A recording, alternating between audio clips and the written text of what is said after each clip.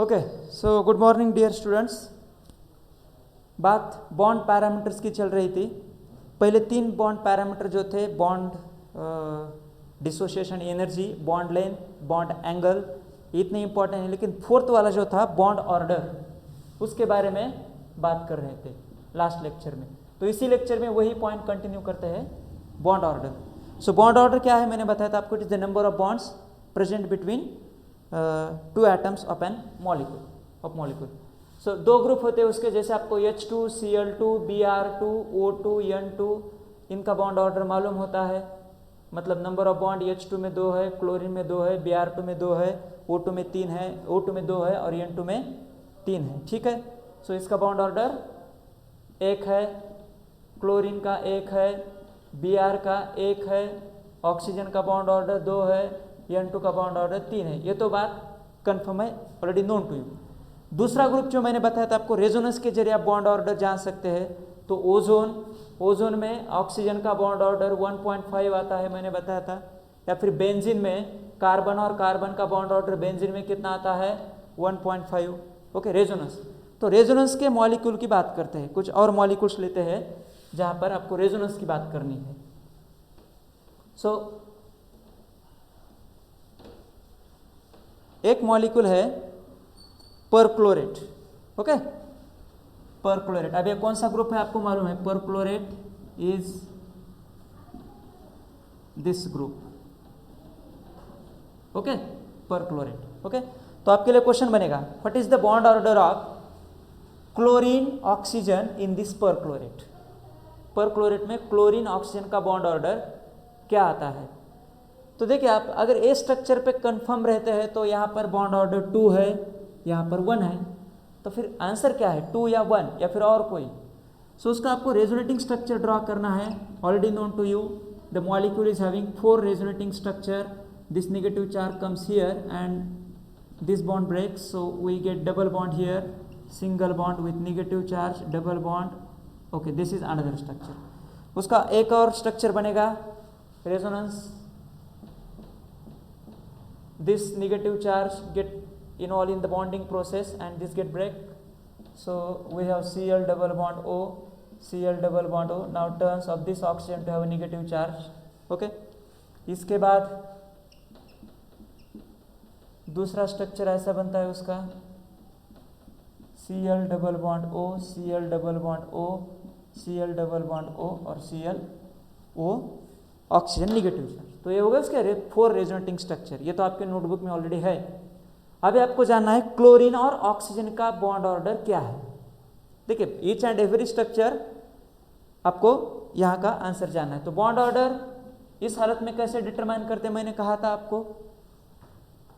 तो आप कौन सा भी बॉन्ड लीजिए, कौन सा भी ऑक्सीजन लीजिए, you pick up any oxygen and it's link with chlorine. So मान लीजिए आप इस ऑक्सीजन को लेते हैं, this oxygen and chlorine, single bond, double bond, double bond, double bond. तो टोटल बॉन्ड कितने हो गए, 1 2 3 4 5 6 एंड 7 डिवाइडेड बाय 4 क्यों, क्योंकि टोटल रेजोनेटिंग स्ट्रक्चर कितने हैं, 4।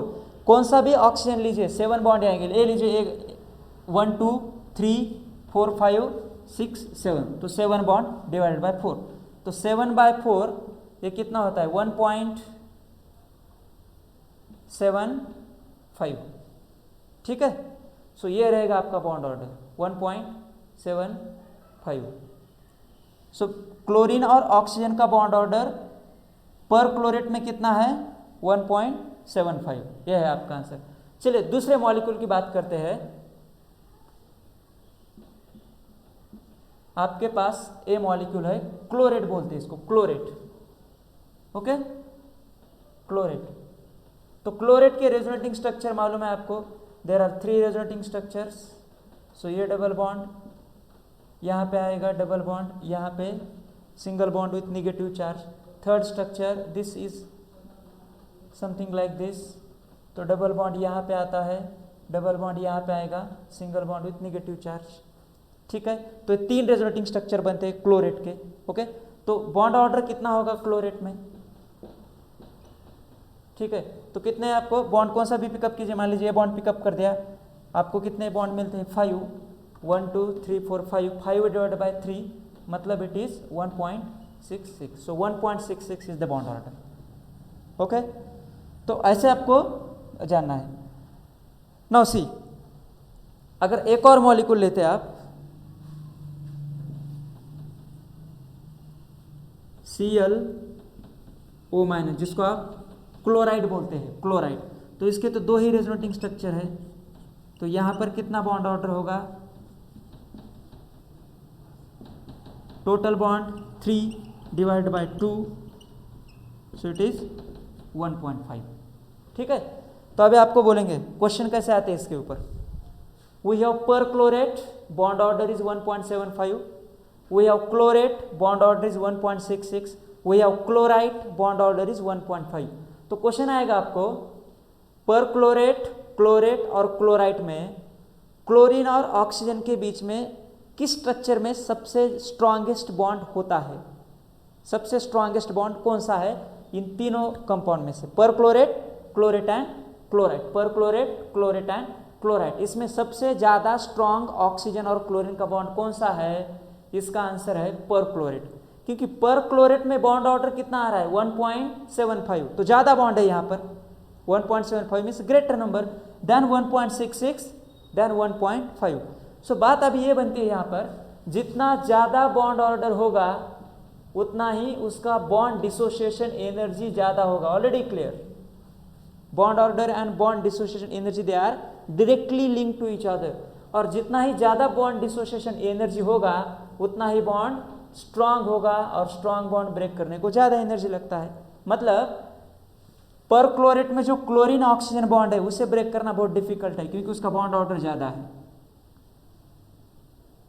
क्लोरेट में आप वो काम थोड़ा आसानी से कर सकते हैं, बॉन्ड ऑर्डर कम है 1.66. It's very easy to break the bond between chlorine and oxygen case of chloride, क्योंकि बॉन्ड ऑर्डर उसका 1.5 है.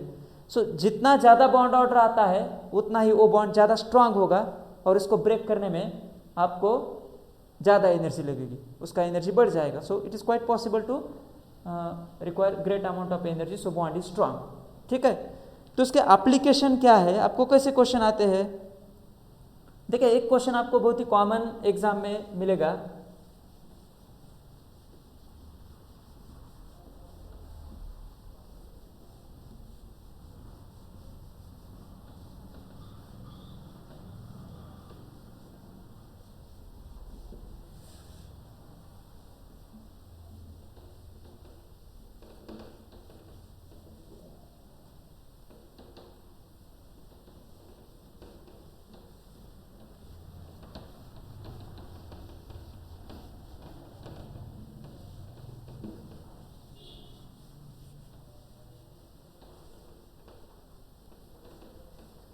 वो क्वेश्चन है, what is the bond strength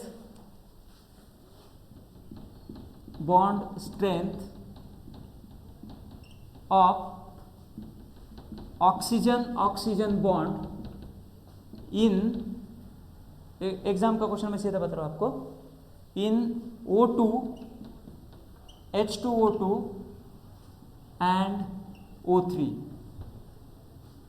O2 is oxygen, H2O2 is hydrogen peroxide and O3 is a ozone. तो आपको ये बताना है इन तीन मॉलिक्यूल में बॉन्ड स्ट्रेंथ का ऑर्डर क्या है. बॉन्ड स्ट्रेंथ मतलब आप समझिए बॉन्ड ऑर्डर या फिर bond dissociation energy. Strength means capacity, एक फोर्स जिसको आप ताकत भी बोल सकते हैं. तो बॉन्ड की कैपेसिटी या फिर उसकी ताकत इस तीनों मॉलिक्यूल में किस ऑर्डर में लिखनी है, आपको ये बात समझनी है. बॉन्ड स्ट्रेंथ, तो बॉन्ड स्ट्रेंथ अगर आपको समझनी है ना, तो आपको सीधा डिटरमाइन करना होगा उसका बॉन्ड ऑर्डर. जितना ज्यादा बॉन्ड ऑर्डर उतना ही उसका स्ट्रेंथ ज्यादा होगा, और जितना ज्यादा स्ट्रेंथ उतना ही उसका बॉन्ड डिसोसिएशन एनर्जी भी ज्यादा होगा. मतलब bond strength, bond order and bond dissociation energy, these terms are correlated to each other. एक ही बात है वो. जिसका बॉन्ड ऑर्डर ज्यादा उसकी बॉन्ड स्ट्रेंथ ज्यादा. बॉन्ड स्ट्रेंथ ज्यादा मतलब स्ट्रॉन्ग बॉन्ड, और स्ट्रॉन्ग बॉन्ड को ब्रेक करने के लिए ज्यादा एनर्जी लगेगी. ठीक है, तो अभी इस क्वेश्चन का आपको आंसर बताना है. O2 में, H2O2 में और O3 में कौन सा बॉन्ड ज्यादा स्ट्रॉन्ग है? इसका मतलब ज्यादा स्ट्रॉन्ग होने के लिए ज्यादा बॉन्ड ऑर्डर होगा. अगर ज़्यादा स्ट्रांग है तो ज़्यादा बॉन्ड ऑर्डर, बॉन्ड स्ट्रेंथ ज़्यादा, उसका बॉन्ड डिस्ट्रीब्यूशन एनर्जी भी ज़्यादा होगा। तो इन सब का आंसर अभी आपको डिटरमाइन करना है और उसके लिए आपको बॉन्ड ऑर्डर ए पैरामीटर हेल्प करेगा। तो O2 में मालूम है आपको, in case of oxygen bond order कितना है 2, ओके। H2O2 स्ट्रक्चर मालूम है, H2O2 एक्चुअली H2O2 का स्ट्रक्चर लीनियर नहीं होता है, it is something like this, लेकिन आप लीनियर लिख सकते हैं, ठीक है। सो H2O2 में कितने बॉन्ड है यहाँ पर, एक, और रेजोनेंस की भी कोई पॉसिबिलिटी नहीं है because it is not having double bond. So H2O2 में ऑक्सीजन और ऑक्सीजन के बीच में एक ही बॉन्ड होता है पर ऑक्साइड, ऑक्सीजन और ऑक्सीजन के बीच में एक सिंगल बॉन्ड। और दूसरा है ओजोन। ओजोन मैंने कहा आपको, ओजोन का स्ट्रक्चर ऐसे होता है और यहाँ पर बॉन्ड ऑर्डर 1.5 है, रेजोनेंस लास्ट लेक्चर में आपको बताया था मैंने। ओजोन में ऑक्सीजन और ऑक्सीजन के बीच में कितने बॉन्ड रहते हैं 1.5। So 2, 1 and 1.5 these are the bond order, these are the bond order. तो आपको अभी समझना क्या है, जिसका बॉन्ड ऑर्डर ज़्यादा, देखिए ये बात मत भूलिए, बॉन्ड ऑर्डर ज़्यादा मतलब उसका बॉन्ड स्ट्रेंथ भी ज़्यादा होगा, ओके। और जितना ज़्यादा बॉन्ड स्ट्रेंथ उतना ही उसका बॉन्ड डिसोसिएशन एनर्जी भी ज़्यादा होगा, ठीक है। तो बॉन्ड स्ट्रेंथ की ऑर्डर क्या होगी, सबसे ज़्यादा पावरफुल या फिर शक्तिशाली बॉन्ड कौन सा होगा, O2 का, क्योंकि बॉन्ड ऑर्डर ज़्यादा है, ज़्यादा एनर्जी लगेगी, पावरफुल बॉन्ड है। इसके बाद किसका नंबर आएगा, ओजोन का, और इसके बाद किसका नंबर आएगा, H2O2 का। So this is the order of bond strength, clear. Bond order का भी यही ऑर्डर आएगा, बॉन्ड ऑर्डर में O2 का बॉन्ड ऑर्डर ज़्यादा है, O3 का ज़्यादा है, H2O2 का एक ही है, H2O2 का एक है। अभी बॉन्ड डिसोसिएशन एनर्जी का ऑर्डर क्या आएगा, बॉन्ड डिसोसिएशन एनर्जी का ऑर्डर वही आएगा, O2 का बॉन्ड 2 है, so you require great amount of energy to break the bond between 2 oxygen atoms because bond order is 2। इसके बाद ओजोन का नंबर आएगा, इसके बाद नंबर आएगा H2O2 का, ठीक है, क्लियर है। चलिए उसमें एक और ऑर्डर में जुड़ देता हूं, बॉन्ड लेंथ, थोड़ा सा different parameter, bond length, bond की लेंथ, डिस्टेंस बिटवीन 2 एटम्स। तो मैंने कहा था आपको bond order and bond length they are inversely proportional to each other, they are inversely proportional to each other. अगर बॉन्ड ऑर्डर ज़्यादा है तो बॉन्ड लेंथ कम होती है, अगर बॉन्ड ऑर्डर कम है तो बॉन्ड ज़्यादा लंबा रहता है। तो देखिए H2O2 में यहाँ पर बॉन्ड ऑर्डर कम है तो यहाँ का डिस्टेंस ज़्यादा होगा, distance between this 2 oxygen atoms would be greater than this 2 and would be greater than this 2। तो बॉन्ड लेंथ का ऑर्डर एग्जैक्टली अपोजिट होगा बॉन्ड स्ट्रेंथ से और बॉन्ड ऑर्डर से और बॉन्ड डिसोसिएशन एनर्जी से। तो क्या होगा बॉन्ड लेंथ का ऑर्डर, H2O2 का बॉन्ड सबसे ज़्यादा लंबा रहेगा, ऑक्सीजन और ऑक्सीजन की बात कर रहा हूँ मैं, ओके। इसके बाद ओजोन का नंबर आएगा, ओजोन तो मिडल में रहने वाला है, और सबसे शॉर्टेस्ट बॉन्ड कौन सा होगा, ऑक्सीजन का, ये डिस्टेंस सबसे कम रहने वाला है, क्लियर बात है, ये डिस्टेंस सबसे कम रहने वाला है क्योंकि इसका बॉन्ड ऑर्डर ज़्यादा है।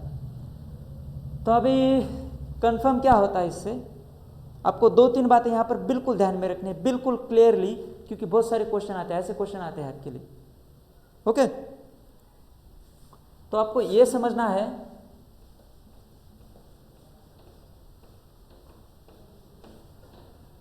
Bond dissociation energy is directly proportional to bond order. जितना ज़्यादा बॉन्ड ऑर्डर होगा उतना ही उसका बॉन्ड डिसोसिएशन एनर्जी ज़्यादा होगा, जितना ज़्यादा बॉन्ड ऑर्डर उतना ही ज़्यादा बॉन्ड का स्ट्रेंथ होगा, जितना ज़्यादा बॉन्ड ऑर्डर उतना ही उसका कम होगा बॉन्ड लेंथ, और जितना ज़्यादा बॉन्ड डिसोसिएशन एनर्जी उतना ही उसका बॉन्ड लेंथ कम होगा। मतलब ये 2 पैरामीटर इनवर्सली प्रोपोर्शनल है, बॉन्ड लेंथ बढ़ती है तो बॉन्ड ऑर्डर कम होगा, बॉन्ड लेंथ बढ़ती है तो बॉन्ड डिसोसिएशन एनर्जी कम होगी, ओके। और ये 2 डायरेक्टली प्रोपोर्शनल है। बस ये बातें आपको यहाँ पर ध्यान में रखनी है। समझ में आ गया? सो ये जो 4 पैरामीटर्स आपने स्टडी किए हैं, bond order, bond length, bond dissociation energy and bond angle, मैंने कहा हर एक पैरामीटर का अपना डिपेंडेंस है। सो उसमें सिर्फ बॉन्ड एंगल थोड़ा सा डिफर है, otherwise bond dissociation energy and bond order they are directly related, bond length and bond dissociation energy they are inversely related, bond order and bond length they are inversely related। इसमें सिर्फ bond angle नहीं है, मतलब bond angle का अपना एक अलग ही पहचान है जिसको हाइब्रिडाइजेशन पे आप कोरिलेट कर सकते हैं। सो 4 पैरामीटर में से सबसे ज़्यादा अगर आपके लिए कोई इंपॉर्टेंट है तो है बॉन्ड ऑर्डर। ये सीधा डायरेक्ट क्वेश्चन आपको आ सकता है, क्योंकि why it is important, because जैसे आप बॉन्ड को देखते हैं ना, मान लीजिए मेरे पास अभी ए मॉलिक्यूल है O2, ये मॉलिक्यूल है मेरे पास O2, तो अभी आप O2 मॉलिक्यूल को क्या करते हैं, आपको ऐसा क्वेश्चन नहीं आएगा ना, what is the bond dissociation energy of this O2, ये क्वेश्चन आप इसका आंसर नहीं बता सकते आप, मतलब इस बॉन्ड को ब्रेक करने के लिए एनर्जी कितना लगेगा, इसका आंसर आप नहीं बता सकते। समझ गए? क्योंकि प्रैक्टिकली डिटरमाइन करना पड़ेगा। So you can not tell bond dissociation energy by merely looking to the bond, नहीं बता सकते आप। इसका बॉन्ड लेंथ भी कितना है आप नहीं बता सकते, मतलब आप स्केल लेके इसे नहीं मेजर कर सकते भैया चलो 1 सेंटीमीटर, ये नहीं है, ये बहुत ही कम होता है एक्चुअली, रिप्रेजेंटेशन ऐसे लिखते हैं। लेकिन आप बता क्या सकते हैं, you can make sure that इसका बॉन्ड ऑर्डर कितना है 2, ये आप बिल्कुल बता सकते हैं। 2 बॉन्ड दिख रहा है आपको, so merely looking you can tell bond order, आप सिर्फ बॉन्ड ऑर्डर बता सकते हैं कितना होगा। तो इसी कारण bond order is extremely important, इसी कारण बॉन्ड ऑर्डर इज बहुत ही इंपॉर्टेंट कॉन्सेप्ट है, क्योंकि सिर्फ बॉन्ड को देखते आपको बोल सकते हैं कि बॉन्ड ऑर्डर कितना है डायरेक्ट, या फिर आप रेजोनेंस के जरिए उसका वैल्यू जान सकते हैं। ओके, सो 4 पैरामीटर जो मैंने अभी आपके सामने रख दिए हैं, इनका बॉन्ड ऑर्डर बहुत ही ज़्यादा इंपॉर्टेंट है, और इसी कारण आपको ये पॉइंट इस चैप्टर के अंत में भी आएगा।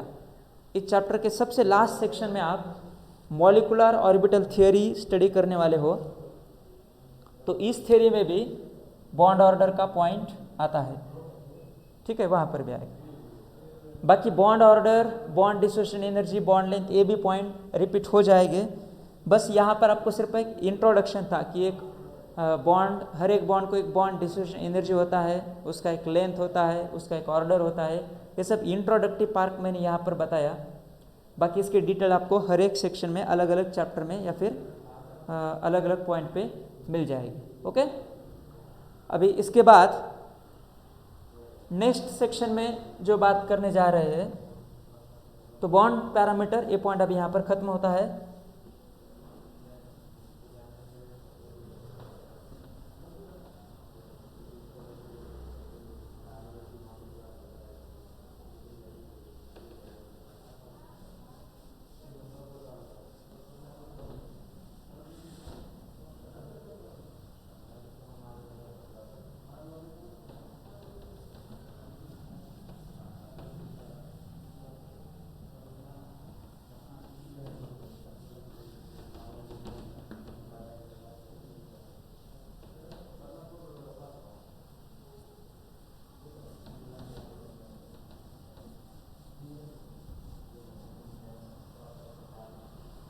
ओके, तो बॉन्ड पैरामीटर के बाद अभी बहुत सारे लास्ट 3-4 लेक्चर में आपने बॉन्ड पैरामीटर के बारे में ही स्टडी किया है। इसके बाद जो पॉइंट है, देखिए इस चैप्टर को मैं एक बार फिर थोड़ा सा रिवाइज करता हूँ। आपने पहले एटॉमिक नंबर के बारे में जानकारी ली, इसके बाद आपने पढ़ा इलेक्ट्रॉनिक कॉन्फ़िगरेशन, इसके बाद आपने देखा कौन सा बॉन्ड आयोनिक होता है, कौन सा बॉन्ड कोवैलेंट होता है। इसके बाद मैंने आपको कई थोड़े से स्ट्रक्चर के बारे में बताया था, ऑक्सीडेशन नंबर होता है, रेजोनेंस होता है, तो आप स्ट्रक्चर ड्रा कर सकते हैं, लेवी स्ट्रक्चर। मैंने आपको कई कंपाउंड के फार्मूले भी बनाने को कहा था, कुछ ग्रुप इसके नाम भी दिए थे मैंने। इसके बाद आपने बॉन्ड पैरामीटर, ये यहाँ तक क्लियर हो गए। अभी चलो और थोड़ा डिटेल में जाते हैं। अभी आपको एक कॉन्सेप्ट स्टडी करना है, ये सब बेसिक अभी भी चल रहा है आपका बेसिक, लेकिन अब मैं जो पॉइंट स्टार्ट करने जा रहा हूँ वो थोड़ा सा हायर लेवल का पॉइंट है, और वो है फजन्स रूल। ओके, फजन्स रूल, ठीक है।